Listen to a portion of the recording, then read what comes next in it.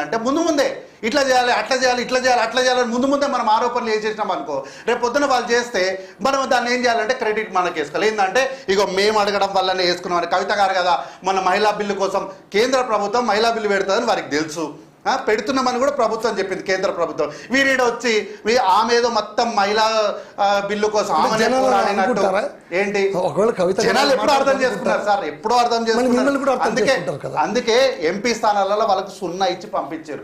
ఈ వేషాలన్నీ ఈ డ్రామాలన్నీ గమనించినటువంటి ప్రజలు ఎందుకే బీఆర్ఎస్ 0 ఇచ్చి పంపించారు.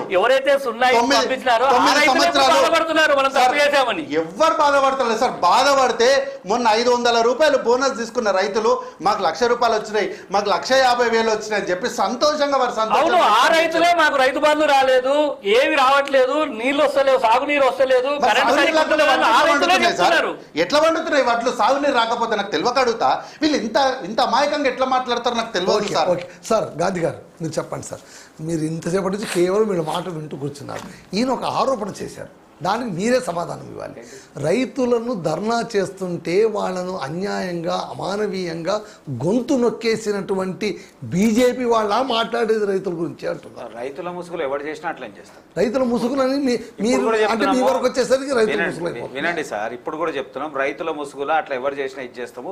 ఒక రాష్ట్రానికి ఒక ప్రాంతానికి సంబంధించిన సమస్యని దేశవ్యాప్తంగా ఉన్నటువంటి రైతులని లేదా దేశవ్యాప్తంగా ఉన్నటువంటి సమస్యగా చిత్రీకరించాల్సిన అవసరం లేదు. అక్కడ ఏం జరిగిందో నేషనల్ మీడియా మొత్తం కవర్ అయింది, ప్రపంచం మొత్తం కాడై కూసింది. ఇలా మాట్లాడితే ఉపయోగం ఏముంది? దేశం మొత్తం చూసింది.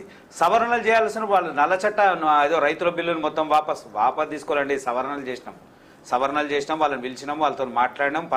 ఇప్పుడు కూడా నడుస్తుందిగా, మళ్ళా బంద్ అయిపోయింది. ఏమన్నా రైతులా రండి వాళ్ళు? రైతుల దగ్గర ఏముంటాయి? రైతుల మీద ఏం కేసులు ఉంటాయి? రైతుల మీద ఏముంటాయి కేసులు? వాళ్ళ మీద ఉన్న కేసులు ఏంది? వాళ్ళు రైతులా? వాళ్ళంతా రైతులకు అంత నిధులు ఎక్కడికైనా వచ్చినాయి, కోట్లాది రూపాయలు ఎట్టకైనా వస్తున్నాయి రైతులకు. రైతు అంటే ఏందో తెలుసు కదా. రైతు పక్కోడికి కూడా హాని చేయడు, మన ఇంటి పక్కోనికే హాని చేయడు. దేశానికి హాని చేసేంత వరకు వస్తాడా? ప్రభుత్వాలు పడేసేంత వరకు వస్తాడా? ఒక రాష్ట్రాన్ని విచ్ఛిన్నం చేసేంత వరకు వస్తారా రైతులు? రైతుల ముసుగులో చేస్తున్నటువంటి యుద్ధం అది. ఒక్క నిమిషం, ఆ యుద్ధంలో రకరకాల అన్నారు కదా. ఒక్క నిమిషం సార్ అన్న, అవన్నీ నేను కూడా బొచ్చడు చూపిస్తా. నా ఫోన్ మొత్తం అవే ఉన్నాయి, అవి కాదు సార్. ఇది మీరు దగ్గర ఉన్నారు కదా, మీరు చూడండి. అఫీషియల్ నేషనల్ మీడియానే కదా. ఇక్కడ నువ్వు ఒక్క దాంట్లో వచ్చింది, నేను 4 దాంట్లో ఫేవర్ ఉన్నది చూపిస్తాను. అది 4 దాంట్లో చూపిస్తాను. నేను ఏమంటున్నా, జరిగే దాంట్లో వాస్తవాలు చూడాల్సినటువంటి అవసరం ఉంది. ఏమైంది ఇప్పుడు? మేము సవరణ చేసినాం కదా, ఏదైనా అవసరం ఉందంటే మాట్లాడమని దఫాలుగా చర్చలు చేసి ఒక్క నిమిషము. నరేంద్ర మోడీ గారు, గౌరవ ప్రధానమంత్రి గారు,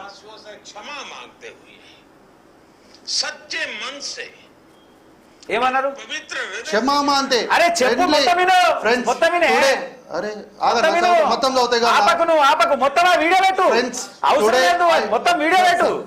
వీడియోలో తార ఎందుకు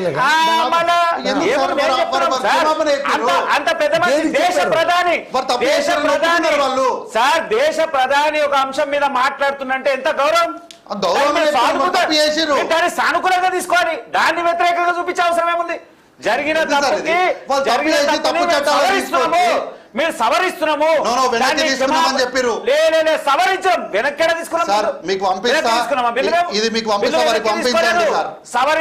సవరించినాం కాబట్టి కాదు, ముమ్మాటి కాదు. మరి ఇప్పటివరకు ఎందుకు చేస్తున్నారు? రైతులు ఇంకా ధర్నా చేస్తున్నారు లేదా? లేనట్టుంది, చేస్తలేరు సార్. అరే ఇప్పటికీ నడుస్తా ఉన్నాయి, దాని మీద చర్చలు నడుస్తా ఉన్నాయి, ధర్నాలు నడుస్తా ఉన్నాయి, వివరాలు రకరకాల నడుస్తా ఉన్నాయి. చట్టాలు ప్రాతిపదికన లేవు, అమలులో లేవు. ఓకే సార్, వాళ్ళు అనగానే సరిపోదండి. సార్ మీరు చెప్పండి సార్, మీరు రైతు మిత్రులు కదా కాంగ్రెస్ వాళ్ళు, మీ హయాంలోన ఒక్క రైతు కూడా కంట తడి పెట్టకూడదన్న హామీతో ప్రయత్నం కాదు, అదే ప్రయత్నం. మీ బాసు విదేశాల టూర్ చేస్తున్నాడు చూడు, పైసలు పెడుతున్నా రైతులకు ఇచ్చేస్తా బోనస్ 515 కోట్లు. మీ బాస్ తిరుగుడు ఆపేసి అయిపోయి ఒక్క ట్రిప్ కూడా రైతులకు ఇస్తాము. మీలాగా ప్రభుత్వం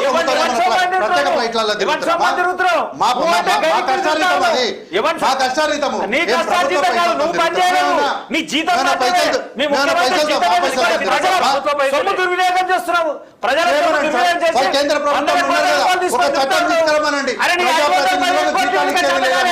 జీతం విదేశాల సార్ యాత్ర అది. ఎందుకు? పని చేసిన ఎన్నిసార్లు వచ్చిన పోతాడు సార్? జీతంతో తిరుగుతున్నాం మేము. విదేశాలకు ఎన్నిసార్లు పోతాడు? 100 సార్లు పోతాం. ఎన్నిసార్లు చూస్తాడు? 130 సార్లు పోతాము. ఎన్నిసార్లు చూస్తాడు సార్? 130 సార్లు చూస్తాం. ఒక్కసారి చూసేస్తాడు ఎవరన్నా? 130 సార్లు పోతాం. మేము ప్రభుత్వ పైసలు వాడుకుంటున్నామా? ప్రభుత్వ పైసలు వాడుకుంటున్నామా?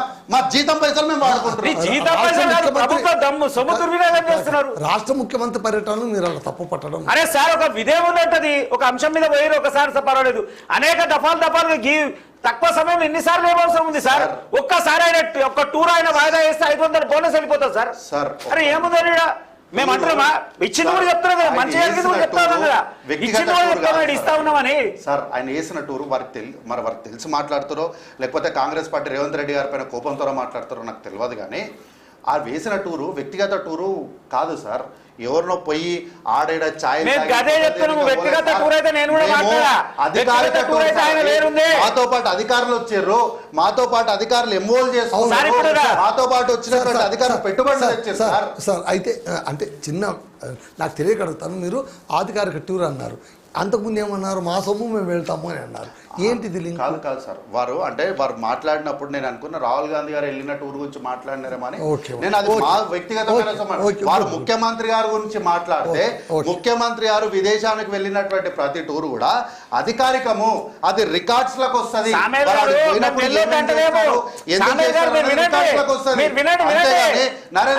ఎందుకు వెళ్ళినారు సార్? ఎందుకు పోయినారు సార్? ముఖ్యమంత్రి గారు పోయిరని వీళ్ళు అంటున్నారు. ఒక్క టూర్ క్యాన్సిల్ చేసుకుంటే 500 రూపాయలు బోనస్ వస్తున్నారు కదా. నరేంద్ర మోడీ గారు ఒక్క టూర్ బ్యాలెన్స్ చేసుకుంటే దేశంలో 50% మందికి వారు హామీ ఇచ్చినటువంటి 15 లక్షల రూపాయల అకౌంట్లకి వేయొచ్చు సార్. స్పెషల్ ఫ్లైట్ ముఖ్యమంత్రి గారు ఈ రాష్ట్రంలో నువ్వు ఏమి ఇచ్చినావు? మాట ఇచ్చినావు కదా, నిన్ను అడుగుతున్నాము. నువ్వు కేంద్రం అడిగేటట్టు ఈ రాష్ట్రంలో నిన్ను అడుగుతున్నావు. నువ్వు ఇస్తా అన్నావు, 2 రోజులు అన్నావు, 30 రోజులు అవుతుంది, 2 నెలల 3 నెలల ఎందుకు ఇస్తున్నావు? నిన్ను అడుగుతున్నాము. అడుగు లేక మాట్లాడుతున్నారా వారు? తెలియదు. గత సీజన్ లో డబ్బులు 500 రూపాయల బోనస్ ఇచ్చేసాము, దట్ ఈస్ క్లియర్. మేమేం బ్యాలెన్స్ పెట్టలే. గత ప్రభుత్వంలో అప్పులు తెచ్చి కూడా మేము డబ్బులు ఇవ్వకుండా బ్యాలెన్స్ పెట్టలేదు. మేము ఉన్న దాంట్లో నుంచి సర్దుబాటు చేసుకొని గత సీజన్లో డబ్బులు ఇచ్చేసినాము. ఈ రోజు డబ్బులు ఇవ్వడానికి కూడా ధాన్యం తాలూకు డబ్బులు ఇచ్చేసినాం మేము వారికి. గతంలో కొనుగోలు కేంద్రం తరలించి 20 రోజులు అవుతోంది. అవునా? వర్షం వస్తుందని తెలుసు. ఎండాకాలంలో ఎప్పుడైనా వర్షం రావచ్చు, వస్తుందని కాదు, ఎప్పుడైనా రావచ్చు. There is every possibility. మీరు టార్పాళ్ళు ఇవ్వలేదు సరిగ్గా, ఓకేనా? ఇస్తే కనుక ఎందుకు తడిసిపోతాయి? Number 1 point. మీరు ఈ 20 రోజుల్లో యాక్టివిటీ కొంచెం మొబలైజ్ చేసి ఉంటే సగం ధాన్యాలైనా కొనుగోలు అయిపోయాయి కదా. రైతుల బాధ తప్పేది కదా, మీకే గర్వకారణంగా ఉండేది కదా అది. సరే, ఇంతకుముందు ప్రధాన ప్రతిపక్ష నాయకులు మాట్లాడుకుంటానే ఏమన్నారు? వర్షం వస్తుందని ఎవరైనా కలగంటామా అన్నారు. ఎవరైనా కలగంటామా సార్? వర్షం వస్తుంది అంటే అందుకే నేను సామాన్యుల గురించి ఎవరు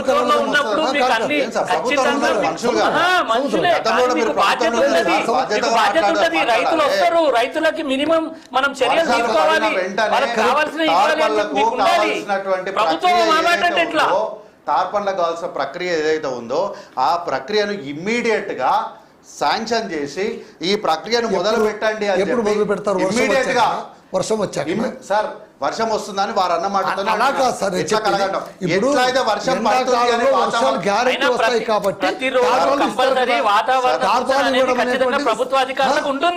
వర్షం వస్తుందో రాదో టార్పాలు అనేటువంటి వసతి కల్పించడం కనీస బాధ్యత కదా ప్రభుత్వం. అవును సార్. ఇప్పుడు ఈసారి రైతులు ఊహించిన దానికంటే ఎక్కువ ధాన్యం పండించారు, ఎక్కువ మంది రైతులు వచ్చారు. ఇంతకుముందు రైతు నాయకులు మాట్లాడుకుంటే ఏమన్నారంటే పక్కన ఇచ్చినారు కానీ మా దగ్గర ఇవ్వలేదు అన్నారు. అంటే ఏంటి? ఇక్కడ కొనుగోలు కేంద్రాలలో మనం ఎంత ఒక 100 మంది వస్తారని ఎక్స్పెక్ట్ చేస్తే 170 నుంచి 200 మంది వచ్చారు. మనం అనుకున్న దానికన్నా ఎక్కువ ధాన్యం పండింది. అయితే తార్పళ్ళకు సంబంధించి కానీ, రైతులకు కొనుగోలు కేంద్రాల దగ్గర వారి వసతులకు సంబంధించి కానీ పూర్తి వివరాలను అక్కడ రైతులకు ఎవరికి కూడా ఇబ్బంది కలగకుండా చూసుకోమని చెప్పి ప్రభుత్వము అధికారులకు చాలా స్పష్టంగా ఆదేశాలను జారీ చేసింది. అయితే అధికారులు మాట వినట్లేదా? ఎవరు అధికారులు? గత ప్రభుత్వంలో ఉన్నటువంటి అధికారులు పట్టించుకోలేదు. ఈ రోజు ఉన్నటువంటి మా అధికారులు కళ్ళల్లో